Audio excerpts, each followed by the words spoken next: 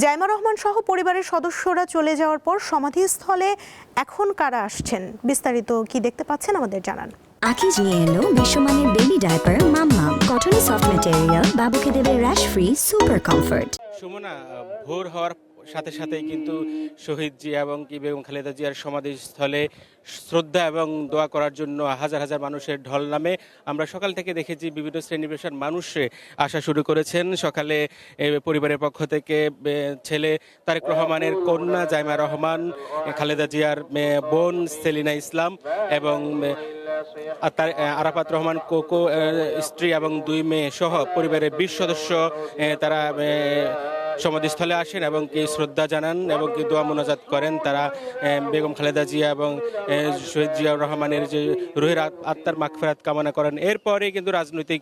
দল সহ বিভিন্ন শ্রেণী পেশার মানুষ আসে। আমরা দেখেছি যে বিএনপির সিনিয়র নেতা আমানুল্লাহ আমান, খায়রুল কবির খোকন সহ বিএনপির বিভিন্ন নেতৃবৃন্দ আসেন দলে দলে। পাশাপাশি বিভিন্ন রাজনৈতিক সংগঠন এবং কি সামাজিক সংগঠন সহ বিভিন্ন স্তরের শ্রেণী পেশার মানুষ খালেদা জিয়ার সমাধিস্থলে শ্রদ্ধা জানাতে আসেন। ফুলে ফুলে তারা তাকে শ্রদ্ধা জানান এবং কি দোয়া মোনাজাত করেন। পাশাপাশি কোরআন তেলাওয়াত করা হচ্ছে পাশে তার রুহের আত্মার মাগফিরাত কামনায়। সুমন, আপনি জানেন যে বেগম খালেদা জিয়া বাংলাদেশের 3 বারের প্রধানমন্ত্রী এবং বাংলাদেশের প্রথম নারী প্রধানমন্ত্রী হওয়ায় বাংলাদেশের আপামর জনতার কাছে তিনি একজন প্রিয় পাত্র হিসেবে তিনি ছিলেন এবং কি দেশ নেত্রী হিসেবে সবাই জানতেন। কারণ হচ্ছে তিনি তার একেবারে রাজনৈতিক জীবনের শুরু থেকেই তিনি বাংলাদেশের মাটি এবং মানুষের জন্য কথা বলেছেন, গণতন্ত্রের জন্য তিনি কথা বলতেন। কারণ হচ্ছে তিনি দলমত নির্বিশেষে সবার কাছে একজন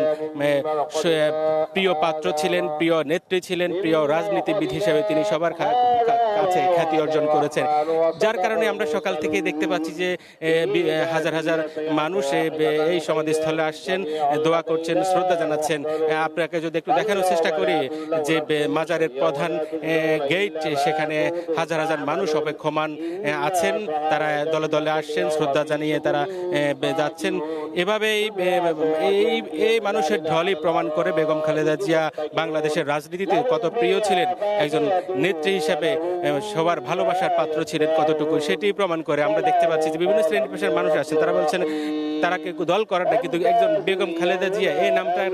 নামটার জন্য অনেকেই তার কাছে প্রিয়, অনেকে এই জন্য তাকে ভালোবাসেন। বেগম জিয়া এই শব্দটার জন্য অনেকেই ছুটে আসছেন, সমাধিস্থলে এসে সমাধিতে ফুল দিয়ে শ্রদ্ধা জানাচ্ছেন, দোয়া করছেন বেগম খালেদা জিয়াকে যেন মহান আল্লাহ রাব্বুল আলামিন জান্নাত নসিব করে এবং কি তার স্বপ্ন যে বাংলাদেশকে তিনি যে উচ্চ মর্যাদায় দেখতে চেয়েছিলেন, গণতন্ত্র প্রতিষ্ঠা করতে চেয়েছিলেন, সর্বস্তরে একেবারে সকল স্তরে গণতন্ত্র প্রতিষ্ঠা করার জন্য তিনি যে লড়াই সংগ্রাম করে গেছেন সারা জীবন, সেই লড়াই সংগ্রামে যেন আজীবন যেন টিকে থাকে এবং কি বাংলাদেশের গণতন্ত্র প্রতিষ্ঠায় মানুষের ইনসাফ ভিত্তিক একটি রাষ্ট্র ব্যবস্থা, একটা কল্যাণমূলক রাষ্ট্র ব্যবস্থা তিনি যে চেয়েছিলেন, সেই কল্যাণমূলক একটি রাষ্ট্র গঠন করার জন্য যে তিনি চেষ্টা করেছিলেন, সেই চেষ্টা যেন আগামী দিনে যারা রাজনীতিতে আসবেন এবং সরকার গঠন করবেন তারা যেন তার সেই চেষ্টাটা চালিয়ে যান এবং কি একদিন কল্যাণমূলক রাষ্ট্র প্রতিষ্ঠা করার সংগ্রাম যেন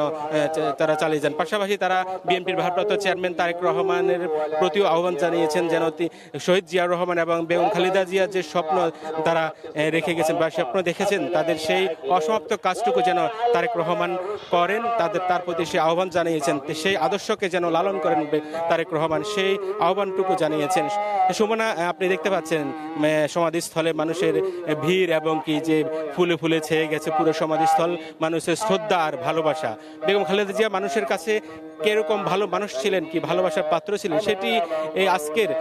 রাষ্ট্রীয় শোকের যে শেষ দিনের যে চিত্র, ছুটির দিনে শুক্রবার সকালে থেকেই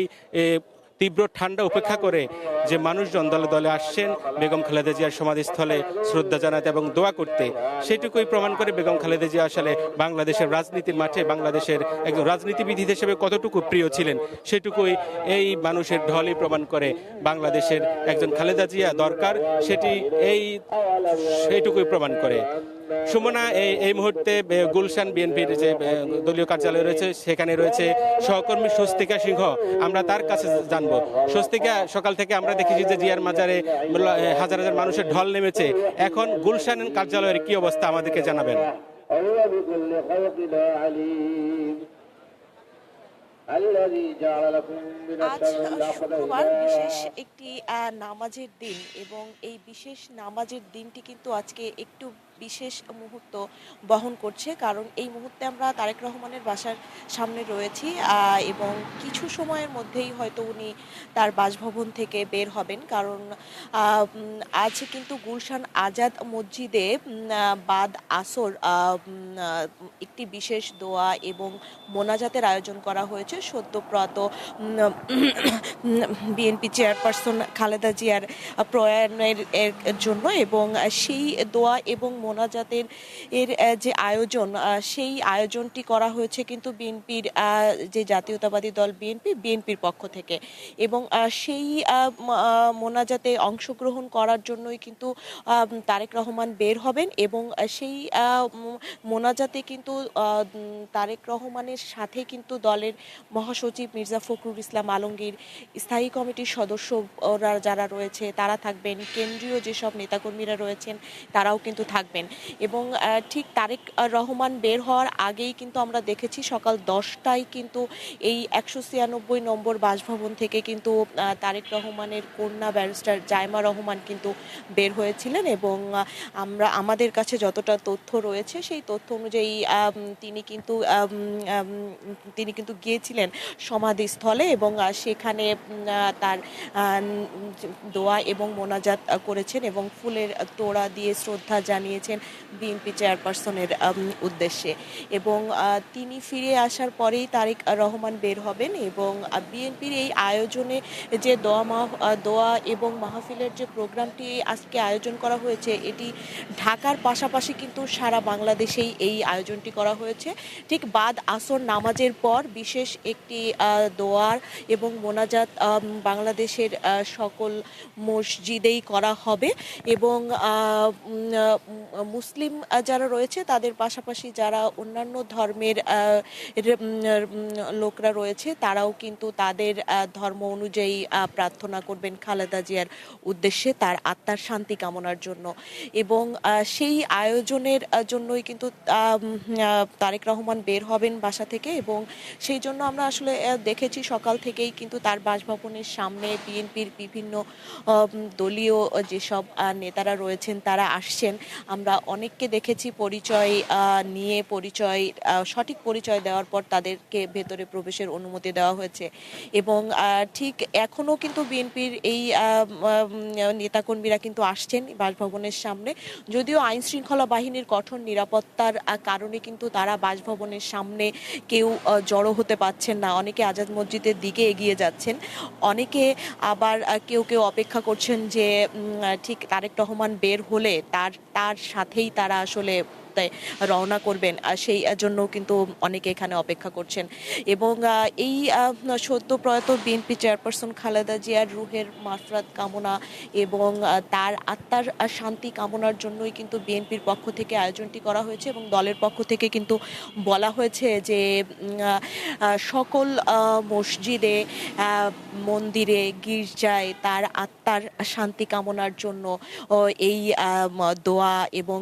মোনাজাতের যে আয়োজন সেটি কিন্তু করার জন্য নির্দেশ দেওয়া হয়েছে, এবং ঢাকায় গুলশান আজাদ মসজিদে তারেক রহমান বা বিএনপির যারা শীর্ষস্থানীয় নেতারা রয়েছেন তারা সেখানে অংশগ্রহণ করলেও বিএনপির অনেক কেন্দ্রীয় নেতারা কিন্তু রয়েছেন এই ঢাকায়, এবং ঢাকা দক্ষিণ এবং উত্তর মহানগরের যারা রয়েছে তারা কিন্তু গুলশান আজাদ মসজিদে উপস্থিত হতে না পারলেও নিজ নিজ এলাকাতে যে মসজিদ রয়েছে সেই মসজিদে কিন্তু তারা তাদের জায়গা থেকে এই দোয়া এবং মোনাজাতে অংশগ্রহণ করবেন, এবং একযোগেই কিন্তু এই যে দোয়ার আয়োজনটি করা হয়েছে এটি কিন্তু একযোগেই আসলে করা হয়েছে, এবং বিএনপির যেসব নেতাকর্মীরা রয়েছেন তারা কিন্তু সব আজকে আসলে মুসলিম যারা রয়েছেন তাদের জন্য কিন্তু শুক্রবারের যে নামাজটি এই নামাজটি আদায় কিন্তু একটি বিশেষ বার্তা বহন করে, এই বিশেষ বার্তার পাশাপাশি আসলে খালেদা জিয়ার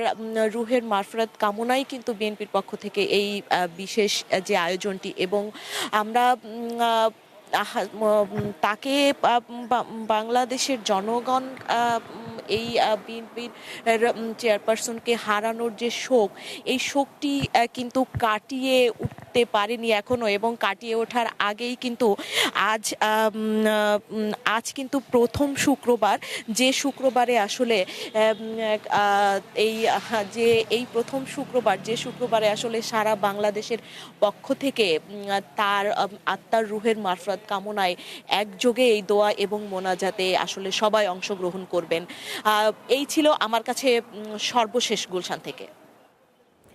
জিয়া উদ্যান থেকে যুক্ত ছিলেন সহকর্মী হেদায়েতুল্লাহ সীমান্ত এবং তারেক রহমানের বাসভবনের সামনে থেকে যুক্ত ছিলেন সহকর্মী স্বস্তিকা সিংহ।